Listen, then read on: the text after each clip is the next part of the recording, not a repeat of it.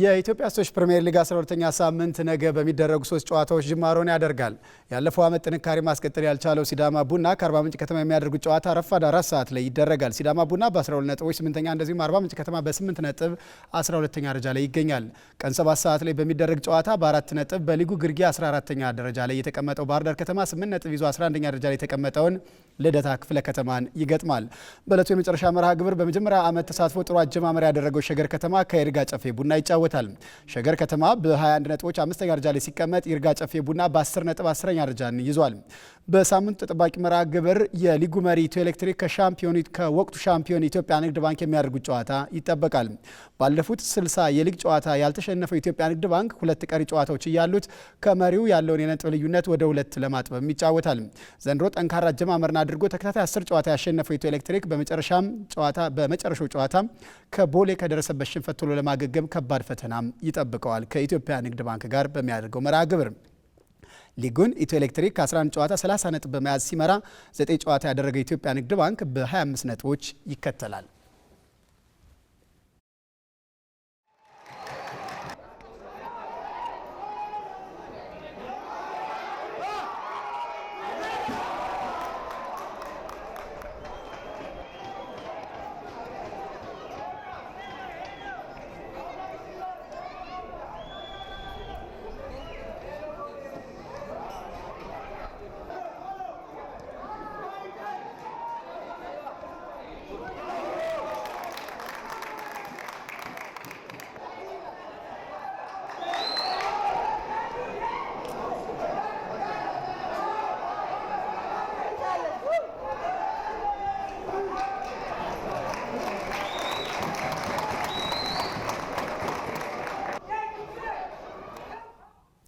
ተመልካቾች እዚህ ጉዳይ ላይ እንቆያለን። ኢትዮጵያ ንግድ ባንክ ባለፉት ዓመታት የኢትዮጵያ ፕሪሚየር ሊግን በበላይነት ተቆጣጥሮታል። እናም አጠቃላይ የታሪክ መዝገቡ ሲገለጥ ባለፉት 60 የፕሪሚየር ሊግ ጨዋታዎች ምንም ያልተሸነፈ ብቸኛ ቡድን ሆኗል። ያ ማለት ከተሸነፈ 60 ጨዋታዎች ተቆጥረዋል። በዘንድሮ የውድድር ዓመትም እስካሁን ሳይሸነፍ እየተጓዘ ይገኛል። ብዙዎች ጠይቃሉ፣ መቼ ነው ኢትዮጵያ ንግድ ባንክ የሚቆመው ሲሉም ብዙ ትንታኔዎችን ያስቀምጣሉ። ዛሬ በአጀንዳ ጉዳይ እንመለከተዋለን። ይህን መረጃ አጠቃላይ ደግሞ በወቅታዊ የኢትዮጵያ ንግድ ባንክ አቋም ዙሪያ እናም ባለፉት 60 ጨዋታዎች አለመሸነፍ ጉዞ ተጨማሪ መረጃዎችን ሊነግሩን እዚህ ስቱዲዮ የኢትዮጵያ ንግድ ባንክ ሴቶች ቡድን ዋና አሰልጣኝ ብርሃኑ ግዘው ይገኛል። እንደዚሁም በተጨማሪ ደግሞ የተለያዩ መረጃዎችን ሊያደርሰኝ ባልደረባዬ አብርሃም አድማሱ እዚህ ስቱዲዮ ይገኛል።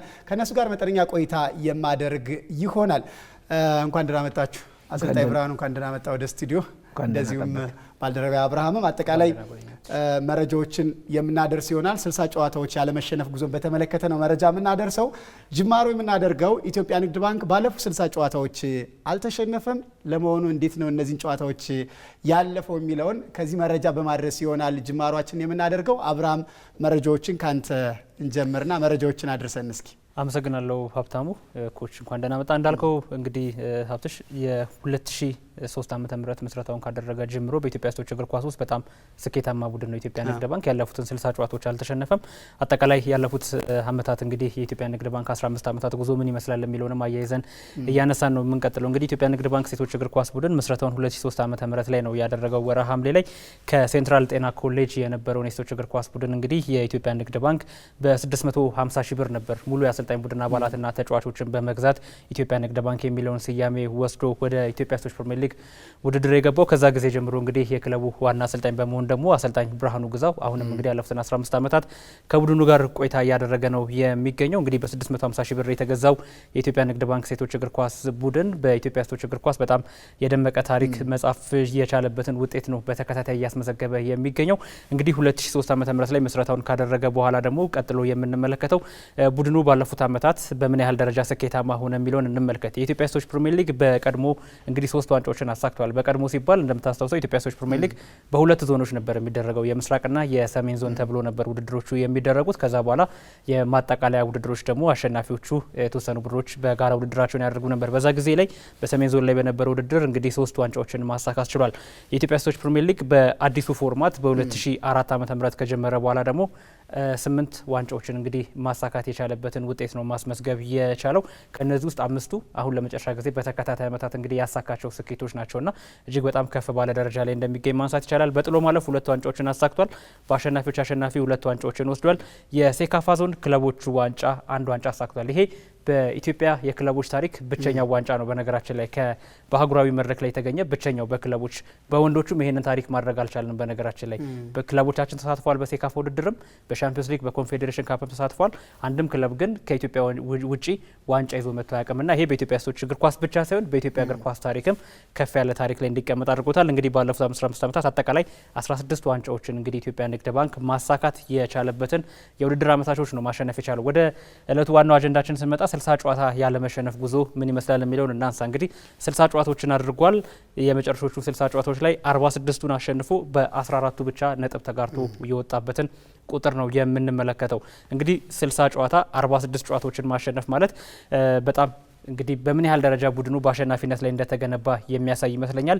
ያለፉት ዓመታት ተከታታይ የማሸነፍ ስነ ልቦና፣ ዋንጫን የማሽተት ልማድ ወይም ደግሞ አንዳንድ ጊዜ የዋንጫ ቀበኛ የምትላቸው ክለቦች አሉ። በዓለም አቀፍ እግር ኳስ ላይም አጀማመራቸው ጥሩ ላይሆን ይችላል የውድድር ዘመኑ ሲጀምሩ፣ ነገር ግን በሂደት ራሳቸውን እያሻሻሉ ወደ ዋንጫ ጉዞ እየተደረደሩ የመጨረሻዎቹ ሳምንታቶች ላይ ደግሞ ትክክለኛ የሚነሱባቸው ሞመንቶችን አስከትለው ዋንጫዎችን ሲያሸንፉ እንመለከታለን እና በእነዚህ ዓመታት እንግዲህ ይሄ የዘንድሮ 9 ሳምንታት ያለፈውን ዓመት ሙሉ 26 ሳምንታት እንዲሁም ደግሞ የ2016 25 ሳምንታትን ጉዞ የሚያመላክት ነውና ወደ በኋላ እናነሳዋለን። በእነዚህ ጉዞዎች ሁሉ ግን በሶስቱም ዓመታት ለምሳሌ ባለፈው ዓመትም በካቻምናም የውድድር ዘመን ላይ ኢትዮጵያ ንግድ ባንክ ጨዋታዎችን ቢያሸንፍም እየተቸገረ 1-0፣ 2-1፣ 3-2 እያሸነፈ ያቻ ውጤቶችን ተከታታይ እያስመዘገበ ነበረ ወደ እነዚህ ስኬቶች ሲንደረደር እንመለከት የነበረው። 60 ጨዋታ ያለመሸነፍ ጉዞ ላይ የምናነሳው አበይት ጉዳይ የመጨረሻ ሽንፈት ያስተናገደው መቼ ነው የሚለውን እንመልከት። በ2016 የውድድር ዘመን አንደኛ ሳምንት ሐዋሳ ከተማ ኢትዮጵያ ንግድ ባንክን 2-1 አሸንፏል። ያለፉት 2 ዓመታት ቀጥተኛ የሐዋሳ ቡድን ጠንካራ ቡድን ነበር። እንደውም ያሸነፈው ቀጥተኛ 2 ዓመታት ቀጥተኛ የኢትዮጵያ ንግድ ባንክ የዋንጫ ተፎካካሪ ነበር። ሐዋሳ ከተማ በአሰልጣኝ መልካሙ ታፈረ እየተመራ እንግዲህ ቀደም ሲልም በትንታኔ ነጻነት ጫና ያለው እንዳስመለከተን በጣም በርካታ በኢትዮጵያ ብሔራዊ ቡድን ደረጃ የተጫወቱ ተጫዋቾች እዛ ቡድን ውስጥ አሉ። እንግዲህ አሁን ላይ የተወሰኑ ተጫዋቾች የኢትዮጵያ ንግድ ባንክ መለያ ከለበሱ በኋላ ወደ ሐዋሳ ሄደዋል። አሁን ላይ ደግሞ ሐዋሳ ከተማ ውስጥ ጥሩ እንቅስቃሴ አድርገው የነበሩ ወሳኝ ተጫዋቾች የአሰልጣኝ ብርሃኑ ግዛው ተጫዋቾች ሆነው እየተመለከትን ነው የምንገኘው። ሐዋሳ ከተማ 2-1 አሸንፏል። ቦታው ሐዋሳ ሰው ሰራሽ ሜዳ ላይ 2016 የውድድር ዘመን መክፈቻ ጨዋታ ነው። ቱሪስት ለማና ሙሽ ዳንኤል የማሸነፊያ ግቦቹን ያስቆጠሩ ተጫዋቾች እንደነበሩ ማስታወስ ይቻላል ማለት ነው። እንግዲህ በዚህ መልኩ ነበር 2016 አንደኛ ሳምንት ላይ ለመጨረሻ ጊዜ የተሸነፈው። በ60 ጨዋታዎች ያለመሸነፍ ጉዞ ውስጥ በአጠቃላይ በሊጉ ከወጡና ከወረዱ ክለቦች ጋር ተደምሮ 20 ክለቦች ጋር ነው ጨዋታውን ያደረገው ኢትዮጵያ ንግድ ባንክ። የተለያዩ ክለቦች በእነዚህ 60 ጨዋታዎች 20 ክለቦችን መቅጠም ችሏል። ያው የደርሶ መልስ ጨዋታዎችም ስላሉ ነው 60 የደረሰው። ትልልቅ ውጤቶቹን እናንሳ። አዲስ አበባ ከተማን 9-1 አሸንፏል። የሚገርም ነገር ሀብታሙ አዲስ አበባ ከተማን በ2016 ላይ 9-1 ከማሸነፉ በፊት ኢትዮጵያ ንግድ ባንክ ወደ ኋላ መለስ ብለን 2015 ላይ በአዲስ አበባ ከተማ ተሸንፎ ነበር። አንድ ጨዋታ በተሸነፈበት የውድድር ዘመን ላይ በአዲስ አበባ ከተማ ብቻ ነበር ሽንፈት ያስተናገደው። ከዛ በኋላ ግን በቀጣዩ ዓመት 9-1 በሆነ ውጤት አሸንፏል። ይርጋ ጨፌ ቡና ወደ ሊጉ በተመለሰበት የውድድር ዘመን ላይ 7-0 በሆነ ውጤት ያሸነፈበት፣ ሀምበሪቾን በተመሳሳይ ለመጀመሪያ ጊዜ ወደ ሊጉ ሲመጣ 7-0 ያሸነፈበት፣ ቦሌ ክፍለ ከተማ በጣም ጠንካራ የሚባል የውድድር ዘመን ባሳለፈበት ዓመት ላይ እንግዲህ 5-0 በኢትዮጵያ ንግድ ባንክ ተሸንፏል። ካቻምና በጣም ጠንካራ ቡድን እንደነበር ይታወሳል። አዳማ ከተማን 5-0 በሁለት ዓመታት እንግዲህ 2016 ላይም 2015 ላይም 2016ና 17 ላይ 5-0 በሆነ ውጤት በተመሳሳይ ሁለት ጊዜ ማሸነፍ የቻለበት ነው። እነዚህ ውጤቶች እንግዲህ ከ60 ጨዋታዎች ውስጥ በጣም በሰፊ ግብ ልዩነት የተጠናቀቁ መርሃ ግብሮች እንደሆኑ ነው ማንሳት የምንችለው። ሌላው አጠቃላይ 5 ዓመታት ደግሞ ምን ይመስላሉ የሚለውን እንመልከት። በኢትዮጵያ ንግድ ባንክ የዋንጫ ጉዞ ውስጥ እንግዲህ ከ2014 ዓ.ም ስንነሳ የተሳታፊ ክለቦች ቁጥር 13 ነበር። አጠቃላይ 24 ጨዋታዎችን አድርጓል። 20ውን አሸንፎ በ3 ነጥብ ተጋርቶ በአንድ ጨዋታ ብቻ ነበር ሽንፈት ያስተናገደ። 2015 ላይ ከ13 ክለቦች ጋር 24 ጨዋታዎችን አድርጎ 19ን አሸንፏል። በ4 ነጥብ ተጋርቶ በአንዱ ተሸንፏል። 61 ነጥቦችን ነው እንግዲህ ይዞ ማጠናቀቅ የቻለው ማለት ነው። ሌላው በ2014 እንግዲህ በ2016 ከ14 ክለቦች 26 ጨዋታዎችን አድርጎ 20ውን አሸንፏል። በ5 ነጥብ ተጋርቶ በአንዱ ነው የተሸነፈው። ቀደም ብዬ እንዳነሳሁት እንግዲህ የመጨረሻ ሽንፈት ያስተናገደበት የውድድር ዘመን ማለት ነው ይሄኛው በሐዋሳ ከተማ። አምና 14 ክለቦች ጋር 26 ጨዋታ አድርጎ 18ቱን አሸንፏል። በ8 ነጥብ ነጥብ ተጋርቷል። ምንም ሽንፈት ሳያስተናግድ 62 ነጥቦችን ይዟል። ምናልባት እዚህ ጋር እንዳነሳ ነው እንግዲህ የአቻ ቁጥሮቹ ካለፉት 3 ዓመታት በአንጻራዊነት በዝተው መጥተዋል። እዚህ ጋር ደግሞ ማንሳት የሚቻለው ለምሳሌ ከዋንጫ ተፎካካሪ ከነበሩት ከነ ሐዋሳ ከተማ፣ መቻል ከነበሩ ክለቦች ጋር እንግዲህ ነጥብ የጣለባቸው አጋጣሚዎች እንዲሁም ደግሞ ካልተጠበቁ ቡድኖች ጋርም ነጥብ የጣለባቸው አጋጣሚዎችን ማንሳት ይቻላል። ዘንድሮ እንግዲህ እስካሁን 9 ጨዋታዎችን ያደረገው ከ9ኙ 8ቱን አሸንፏል። በአንዱ ነጥብ ተጋርቷል። በምንም ጨዋታ ሽንፈት ሳያስተናግድ እንግዲህ 25 ነጥቦችን ይዞ ሁለተኛ ደረጃ ላይ ነው የተቀመጠው።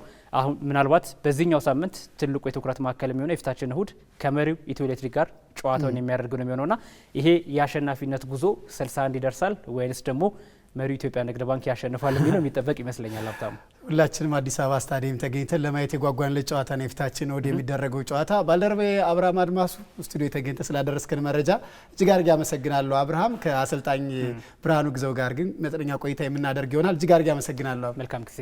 አመሰግናለሁ። እንግዲህ እዚሁ ላይ ቆይታ እናደርጋለን እና ይህንን ነጥብ ስናነሳ በተለይ 60 ጨዋታ ያለመሸነፍ ጉዞ በጣም ብዙዎቹ እንደውም አርሰናልን ስናነሳ ሌሎች ክለቦችም ስናነሳ 49 እንደ ታሪክ የሚወሳበት ነበር። 60 በጣም ብዙ ቁጥር ነው። የ60 ጨዋታዎቹ ከፍታና ዝቅታ ምናልባት የምታስታውሳቸው ትውስታዎች ካሉ በዚህ ሂደት ምን አጋጠመው አሰልጣኝ ብርሃኑ ግዘው?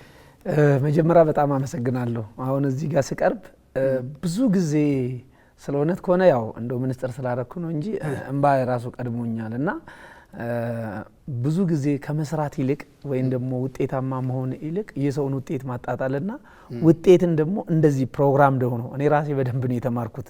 ከያስኩት በላይ ነው ኢቲቪ በጣም ይሰራውና ምን ያህል ለሴቶች እግር ኳስ በትክክል እንደአስባችሁ ያገኘናቸውን ውጤት በአፍ ወይም በተለያየ ነገር ስሰጥ ወይም ለሚዲያ ስሰጥ ነው እንጂ ትኩረት የሚሰጠው እንደዚህ ግን በትክክለኝነት ሲገለጽ አላየሁኝና በዚህ አጋጣሚ ስፖርት ክፍሉን ላመሰግን እፈልጋለሁ። ምክንያቱም ያንተ ሁሉ ጊዜ ያንተ ነው። በጠንካራም ይሁን በደካማም ይሁን በምንም ይሁን ያንተን ስታበረታታ አሰልጣኝም ይሁን እኔ ነገ ምን እንደምሆን አላውቀውም፣ ተጫዋቾቼ ምን እንደሚሆኑ አላውቀውም። ክለቤ ግን በጣም ይቀጥላል።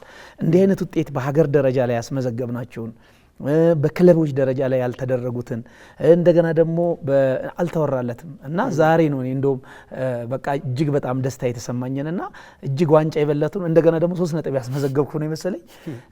ደስታዬ ከደስታዬ ባሻገር ደግሞ ስሜታዬ ብዙ ጊዜ ሚዲያ ላይ አልሆንም። ያሁን ፕሮግራሙ እዚህ ጋር ሲቀርብ በጣም ስሜታዬ ያርጎኛል፣ ይቅርታ ጠይቃለሁ። ሌላው በጣም ከሚገርም ነገር እነዚህ ድል ዝም ብሎ አይመጣም። ድል መልፋት ይፈልጋል፣ ማቀድ ይፈልጋል፣ መግባባት ይፈልጋል። ከአንዱ ድል ወደ አንደኛው ድል መሻገር አቅቷቸዋል። ድል በብር አትገዛውም። ድል ልብን ነው የምትገዛው። የልጆቹን ልብ ለማስተካከል እውነኛ አሰልጣኝ መሆን አለብህ። እውነኛ ተጫዋቾች ለማድረግ አንተ መጣር መቻል አለብህ። እውነተኛ ክለብ ደግሞ ማድረግ ያስፈልግሃል። እንደዚህ አይነት ይሄን ሁሉ ድሎችን ስናደርግ እንግዲህ ያቻ ወጣንባቸውን 14 አለ። በ14 ውስጥ እንግዲህ ነፍስ ውጪ ነፍስ ግቢ ያለ 1-0 በርካታ ጨዋታዎችን ወጥተናል። 2-1 ሆነናል። 3-2 እንደዚህ የሆነባቸው ጊዜዎች አሉና እነዛን ነገሮች ደግሞ ኢትዮጵያ ንግድ ባንክ በሄደበት ቦታ ተቃውሞ ነው የሚገጥመው። ምክንያቱም ትልቅ ቡድንን ከመሆናችን ዋንጫ ከማንሳታችን እንደገና አዲስ ዋንጫ ሰዎች ማየት ይፈልጋሉ። እኔንም እዛ ሜዳ ላይ ሁሌ ማሸነፍ ስለማይፈልጉ አንዳንድ ጊዜ ምንድነው የራሳቸውን ኑሮ የራሳቸውን ህይወት ትቶ የኔን እንደውም ህይወት ማስታወስ አይነት ባህሪዎች ስለሚታዩና ድሎች በጣም ሌላው በጣም ካስገረመኝ በጣም ከሁሉም ከ60ው በተለይ መቻል ላይ በቀደም ለታይ ተጫወት ነው ቱሪስት ለማ በፍጥነት ሄዳ ቲቪ በቀደም ይዞታልና በጣም በፍጥነት ሄዳ በሄዲንግ የገጨችው ኳስ የኔ በረኛ ኦሬዲ ሄዳ አጥባባታለች፣ ግን አልቻለችውም። የኔ ተከላካይ ደግሞ ታሪኳ ደቢሷ ተወርውራ ምን ያህል ሽንፈትን እንዳልፈለገች ሰዓቱ ደግሞ አልቋል። በነገራችን ላይ ተወርውራ ልክ እንደ በረኛ ወደ ኮርና አስወጣታ እሷም ሳትጎዳ አቻ ወተን እንደገና ደግሞ አለመሸነፍ 60 ላይ ዛሬ እንድናወራ አድርጓልና የሁሉም ልጆች ልብ የሁሉም ልጆች በነገራችን ላይ በጣም በርካታ ልጆች ይዣለሁ። 60ም ላይ የደረሱ 7 ልጆች ናቸው። አሁን ሌሎቹ አሁን 9 ላይ አሉ እንደገና ደግሞ አምና 51 ላይ አሉ በ26ቱም አቋርጠው የሄዱ ልጆች አሉና የብዙ ትብብር የብዙ ልፋት የብዙ ድካም ነው ብዬ ነው የማስበው። ሰባት ተጫዋቾች ሰባቱ 60 ጨዋታዎች ባለመሸነፍ ጉዞ 7 ተጫዋቾች አብረው ነበሩ ማለት ነው። አዎ 7 ተጫዋቾች ብቻ ነው። በነገራችን ምን ያህል ኢትዮጵያ መተካካት እንዳለና እንደገና ደግሞ አዳዲስ ተጫዋቾች እያመጣን እንዳለ ምናልባት ንግድ ባንክ በፊት ደደቢት 3 ጊዜ ሲበላ አዳማ 1 ጊዜ ሲበላ እኛ ደግሞ 3 ጊዜ ተከታታይ በልተን በዛው በነበሩ ልጆች ላይ ብቻ ነበር ተመርኩሰን ስንሄድ የነበረውና አራቱን ማማታ ያጠና ነው ወጣቶች ላይ እምነት አልነበረንም። የነበሩ ልጆች ብቻ ናቸው በቃ ውጤት ማምጣት የሚችሉት የሚል አይነት ሐሳብ ነበረን። እንግዲህ 60 ላይ ስንደርስ አሁን ያለው 7 ተጫዋች ብቻ ነው 60ውንም የደፈነው ማለት ነው። ሌሎቹ ወይን 26ቱ ላይ ያሉ ወይን ደግሞ 51ዱ ላይ ያሉ ወይን ደግሞ አሁን 9ኙ ላይ ብቻ ያሉ ምክንያቱም አሁን 9ኛ ሳምንት ላይ ስላለ ማለት ነውና 60 እኔና ኮቺንግ ስታፉና ተጫዋቾቹ ብቻ ነው የደፈነው። መልካም ምናልባት የኢትዮጵያ ንግድ ባንክ አንደኛው ትልቁ ስኬቱ የሚባለው በደንብ ኢንቨስትም ያደርጋል በደንብ የስራ ውጤትም ነው። ከዛ ባሻገር ደግሞ የተረጋጋ የአሰልጣኞች ስብስብ አለው። እንግዲህ 15 ዓመትን ያልተለመደ ነው አንድ ቡድን ላይ መቆየት የሰራ ይሸለማል የሚለውን የሚያመጣ ነው። ይሄንን ስናነሳ ግን ከኢትዮጵያ ንግድ ባንክ ሌሎች ክለቦች ምን ይማሩ የሚለው ነገር ላይ ብናነሳ ይሄ ነው ትልቁ ነገር ምንድነው?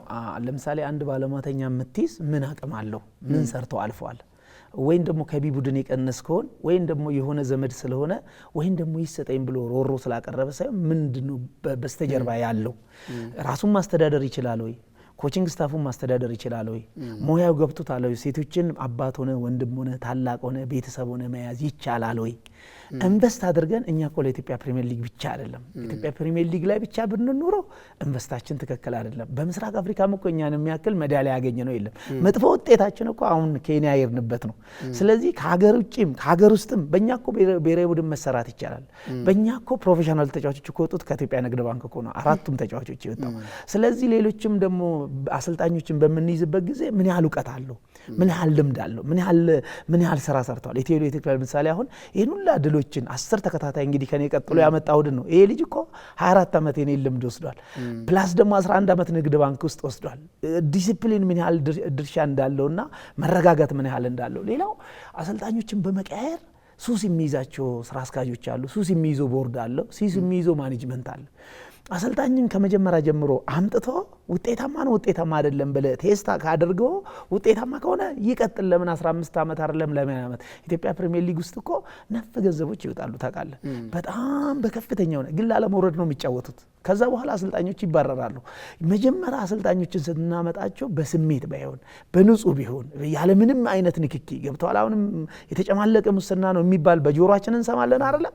ስለዚህ ይሄ ደግሞ እርግጠኛ ሊያደርግልን የሚገባው ምንድነው ወዳው ስታባረር ወዳው ስታመጣ እንደገና ደግሞ በጣም በውድ ተጫዋቾች አምጥተት በብዙ ሚሊዮን ብር ያመጣውን ተጫዋች ደግሞ ላለመውረድ ሲጫወተል ይሄ የተበላሸ አሰራር ነው ብዬ ነው ማስበውና ኢትዮጵያ ንግድ ባንክን ስንጀምርኛ በጣም በትንሽ ብር ነው እየሰራን እያሳናቸው ነው። ሴቶች ይሻሉናል ሴቶች ደግሞ የኛ ብራንድ ናቸው ብራንድ አምባሳደር ናቸው ምናምን ብሎ አመጡን። እንግዲህ አስታውሱ ባለፈው ምስራቅ አፍሪካ በበላንበት ጊዜ ዋንጫ በበላንበት ክብር ፕራይም ሚኒስተር ዶክተር አብይ አህመድ ወዳው ለአቤሳ ነው ልጆቹ እንኳን አሸነፈ በሀገር ደረጃ እንደዚህ ውጤታማ ማድረግ ይቻላል ከተባበሩ። ከዛ በተረፈ ደግሞ ብዙ ጊዜ ኮቺንግ ስታፎቹ አንድ አይደሉም። ኮቺንግ ስታፉን ዋና አሰልጣኝ አይዝም። ኮቺንግ ስታፉን የሆነ ሰው ነው የሚያመጣ ሳትግባባ ነው የምትሰራ።